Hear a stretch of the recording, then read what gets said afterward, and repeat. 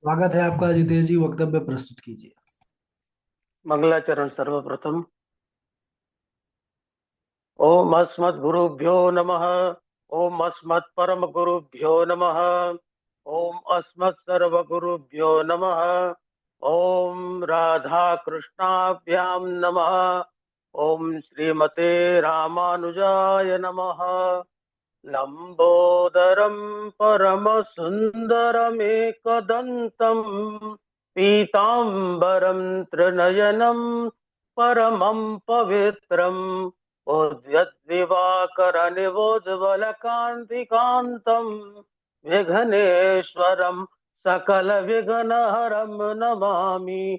शरीरं स्वरूपं ततो वक्कलत्रम् यशस् चारुचित्रं धनं मेरुतुल्यं मनश्चैनलग्नं श्रीगुरुरङ्घ्रिपद्मे ततः किं ततः किं ततः किं ततः किं नारायणं नमस्कृत्य नरं चैव नरोत्तमं देवीं सरस्वतीं व्यासं ततो जयमुदीरयेत्। जयतु जयतु देवो देवकी नन्दनोऽयं। जयतु जयतु कृष्णो वृष्णवंशप्रदीपः। जयतु जयतु मेघ श्यामलः कोमलांग। जयतु जयतु पृथ्वी भारनाशम मुकुंद। कृष्ण त्वदीय पद पंकज पंजरान्ते आद्यैव मे विशतु मानस राजहंस। प्राण प्रयाण समये कफवात पित्तैः कंठावरोधन विदो स्मरणं कुतस्ते। बरहा पीरं नटवरवपुः कर्णयोः कर्णिकारम् बिभ्रद्वासः कनककपिशं वैजयन्तीं च मालां रन्ध्रान् वेणोरधरसुधया पूर्णयन् गोपवृन्दैः। वृन्दारण्यं स्वपदरमणं प्राविशद्गीतकीर्तिः। करारविन्दे न पदारविन्दं मुखारविन्दे विनिवेशयन्तं। वटस्य पत्रस्य पुटीचयानं बालं मुकुन्दं मनसा स्मरामि। रामाय रामभद्राय रामचन्द्राय वेदसे रघुनाथाय नाथाय सीताया पतये नमः। अंजनानंदनं वीरं जानकी शोकनाशनं कपीशमक्षहर्तारं वन्दे लङ्काभयङ्करं।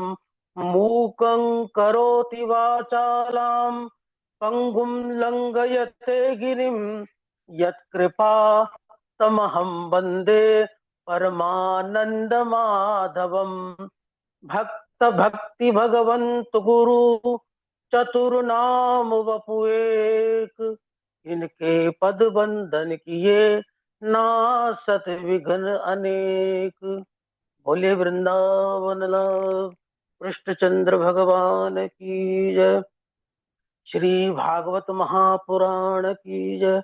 श्री सुखदेव जी महाराज की जय। अनंत कोटि ब्रह्मांड नायक अचिंत कल्याण गुणगण निधान सर्वेश्वर सर्वाधिपति अकारण करुणा वरुणालय अकारण करुणाकारक सकल जन्य कल्य शापहारक परात्पर पर ब्रह्मानंत कोटि कंदर्प दलन जटियान निर्गुण निराकार सगुण साकार जगदैक बंधु करुणैक सिंधु सच्चिदानंद अग्न परमात्मा श्री कृष्ण श्री राधा रानी जी के युगल चरणार बिंदु में दास का बारंबार प्रणाम। समुपस्थित भगवत भक्त भागवत कथा अनुरागी सज्जनों, भक्ति में मातृशक्ति भगनी बांधवों, आज श्रीमद् भागवत की कथा में प्रवेश से पूर्व हम संकीर्तन करेंगे। नारायण नारायण जय जय गोविंद हरे।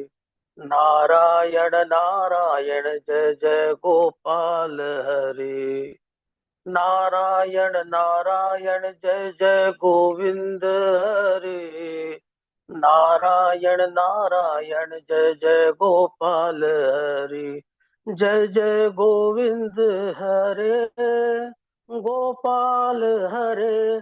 जय जय गोविंद हरे गोपाल हरे। जय जय गोविंद हरे गोपाल हरे। नारायण नारायण जय जय केशव हरे। नारायण नारायण जय जय माधव हरे। जय जय केशव हरे। जय जय माधव हरे। जय जय केशव हरे। जय जय माधव हरे। बोले कृष्णचंद्र भगवान की जय। कथा में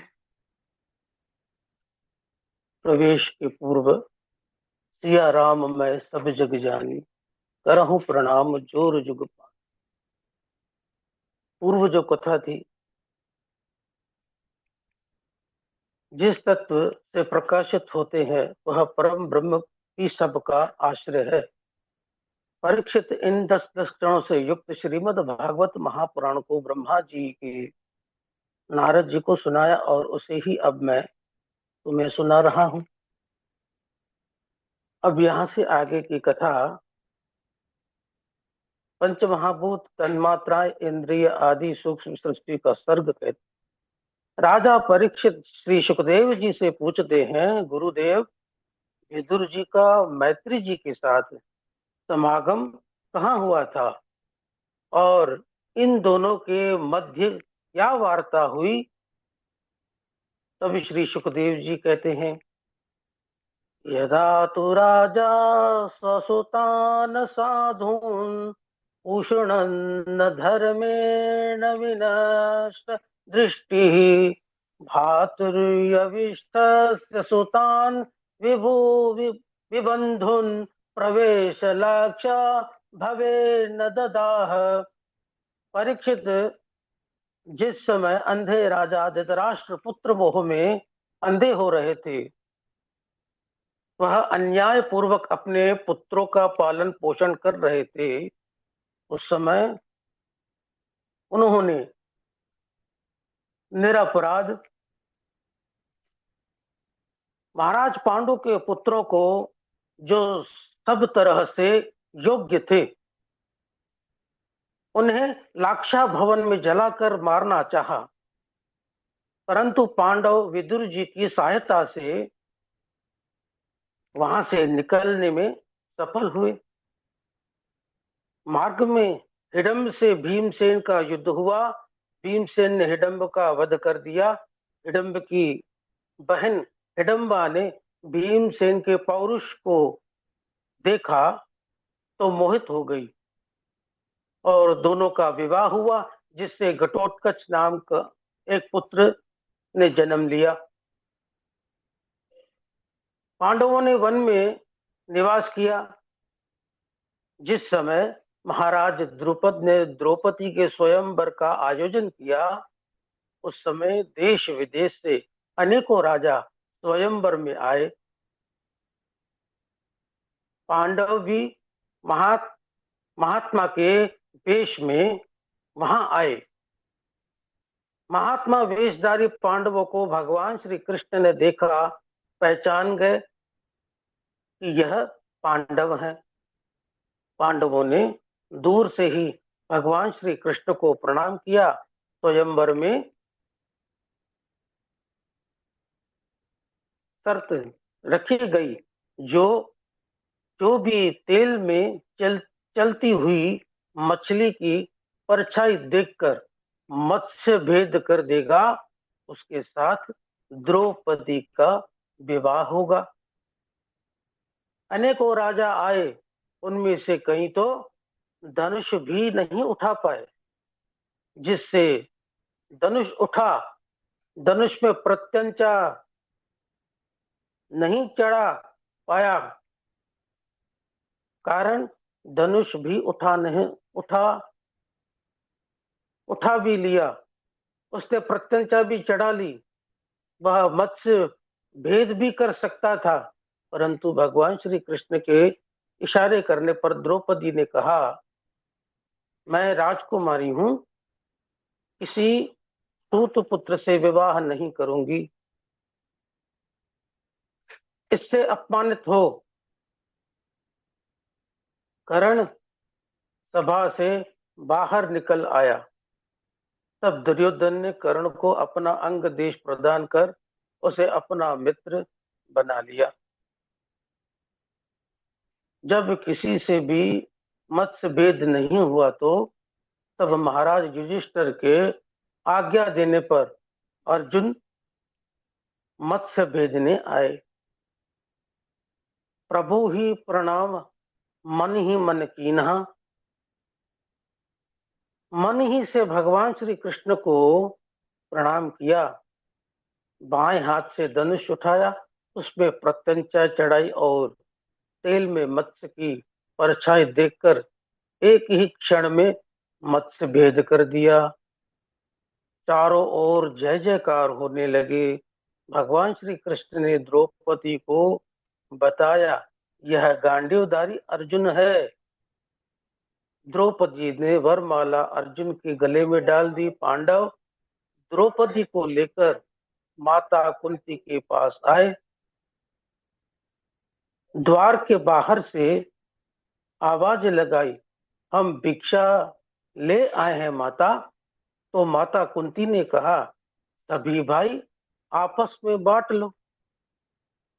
जिससे द्रौपदी के 5 पति हुए। मार्कंडेय पुराण में ऐसा वर्णन मिलता है कि जिस समय इंद्र ने अपने गुरु विश्वरूप का वध किया, उस समय इंद्र के शरीर से धर्म निकल गया और धर्मराज यमराज में समाहित हो गया। जिस समय इंद्र ने वृत्रासुर का वध किया, उस समय इंद्र का बल निकलकर वायु में समाहित हो गया।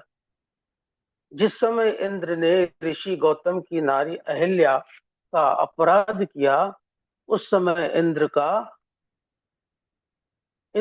का रूप निकलकर अश्वनी कुमारों में समाहित हो गया। कालांतर में ऋषि दुर्वासा के वरदान स्वरूप माता कुंती ने जब धर्मराज का आवाहन किया तो इंद्र के धर्म के रूप में धर्मराज युधिष्ठिर का जन्म हुआ। वायु देवता से इंद्र के बल के रूप में भीमसेन का जन्म हुआ। अश्वनी कुमारों से इंद्र के रूप में नकुल और सहदेव का जन्म हुआ। अर्जुन के रूप में स्वयं इंद्र उत्पन्न हुआ। द्रौपदी यज्ञ से उत्पन्न हुई, जो इंद्र की पत्नी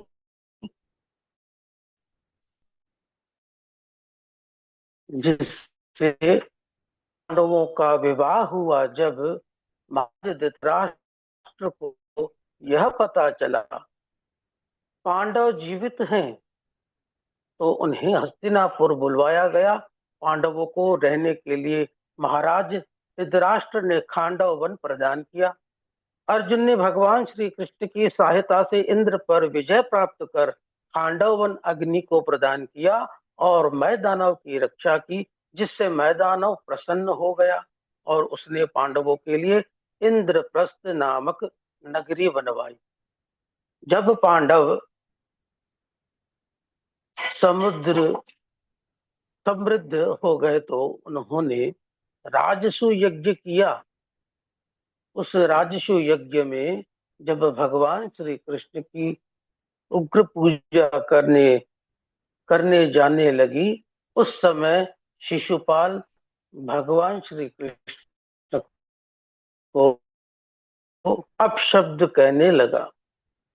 भगवान श्री कृष्ण ने उसके अपराध क्षमा किए। जैसे ही शिशुपाल ने 101 अपराध किया, भगवान श्री कृष्ण ने चक्र सुदर्शन का स्मरण किया और शिशुपाल का वध कर दिया।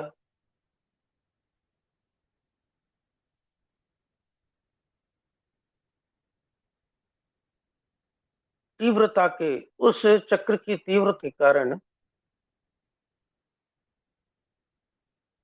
भगवान श्री कृष्ण की तर्जनी अंगुली से रक्त बहने लगा। यह देख द्रौपदी ने अपनी नवीन साड़ी फाड़कर श्री कृष्ण की उंगली में बांधी। भगवान श्री कृष्ण ने कहा, द्रौपदी, तुम्हें मेरे छोटे से घाव के लिए इतनी कीमती साड़ी फाड़ने की क्या आवश्यकता थी? द्रौपदी ने कहा,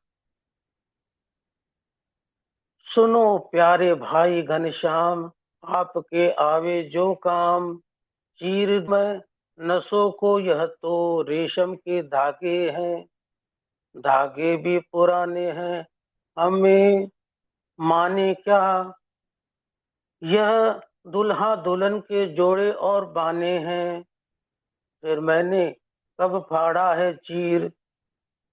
सुनते ही पीर मेरा चीर छोड़ भागे हैं, वे दागे हैं अभागे जो नाल लागे काटी अंगुली पर, जो लागे काटी उंगली पर भाग्य उनके जागे हैं। भगवान श्री कृष्ण ने कहा, द्रौपदी, तुमने मुझे अपना ऋणी बना लिया। यज्ञ निर्विघ्न संपन्न हुआ। यज्ञ की पूर्णाहुति के पश्चात दुर्योधन आदि इंद्रप्रस्थ नगरी की शोभा देखने निकले। जिस स्थान पर स्थल था, वहां दुर्योधन को जल का भ्रम हुआ, जिससे वह धोती उठाकर चलने लगा, और जिस स्थान पर जल था वहां उसे स्थल समझा और धड़ाम से गिर गया पानी में। उसके वस्त्र भीग गए। यह देख द्रौपदी को हंसी आ गई, जिससे अपमानित महसूस कर दुर्योधन हस्तिनापुर लौट आया। उसने पांडवों को द्यूत कीड़ा का आमंत्रण भेजा। पांडव जब जुआ खेलने आए तो शकुनी के छल भरे पासों से पांडव अपना राजकोष और बल सब कुछ हार गए, यहाँ तक कि स्वयं भी दास बन गए। दुर्योधन ने कहा, एक और चाल हो जाए, अब की बार द्रौपदी को दाव में लगा दो। यदि जीत तुम्हारी हुई तो जो कुछ भी हारे हो वह सब तुम्हें वापस मिल जाएगा। महाराज, धृतराष्ट्र ने संसार को यह दिखाया है कि जुआ खेलने वालों की क्या गति होती है।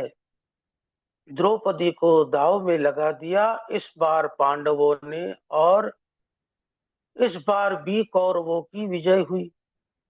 दुर्योधन ने दुशासन को आज्ञा दी, जाओ द्रौपदी के केस पकड़कर घसीटते हुए उसे सभा में ले आओ। दुशासन से द्रौपदी ने बहुत अनुनय विनय किया, परंतु दुशासन एक नहीं माना। घसीटते हुए द्रौपदी को सभा में ले आया। दुर्योधन ने आज्ञा दी, द्रौपदी को मेरी जंगा पे बिठला दो इसे। यह सुन भीमसेन को क्रोध आ गया। उसने कहा, दुर्योधन, जिस जंगा पर तू द्रौपदी को बैठाने के लिए कह रहा है, उस जंगा को मैं अपने प्रचंड गदा से विदीर्ण कर दूंगा। दुर्योधन बोला कि दास को ऊंचे स्वर में नहीं बोलना चाहिए।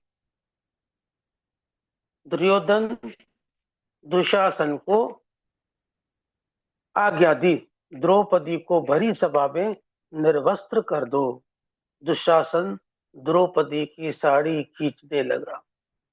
द्रौपदी ने सभा में बैठे हुए सबसे सहायता मांगी, पर जब कोई भी सहायता के लिए नहीं आया तो द्रौपदी ने गोविंद का स्मरण किया। उसी समय भगवान श्री कृष्ण वस्त्र अवतार धारण कर प्रकट हो गए। बोले वस्त्र अवतार भगवान की जय, भक्त वत्सल भगवान की जय। दुशासन साड़ी खींचता जा रहा था, परंतु साड़ी थी कि समाप्त होने का नाम ही नहीं ले रही थी। तब दुशासन सोचने लगा, साड़ी बीच नारी है कि नारी बीच साड़ी है, कि साड़ी की ही नारी है कि नारी की साड़ी है। कहाँ करे बैरी प्रबल जो सहाय रघुवीर, 10,000 गज बल थक्यो घटो न 10 गज तीर। भक्त कवि श्री तो किशोर जी कहते हैं, सुनेरी मैंने निर्बल के बलराम, सुनेरी मैंने निर्बल के बलराम। दुशासन की भुजा थकित भई, दुशासन की भुजा थकित भई, वसन रूप भय श्याम, सुनेरी मैंने निर्बल के बलराम, सुनेरी मैंने निर्बल के बलराम। अपबल तपबल और बाहुबल, चौथा है बलदाम। सुकिशोर कृपा ते सब बल हारे, ओ हरि नाम, सुनेरी मैंने निर्बल के बलराम। बोले कृष्णचंद्र भगवान की जय।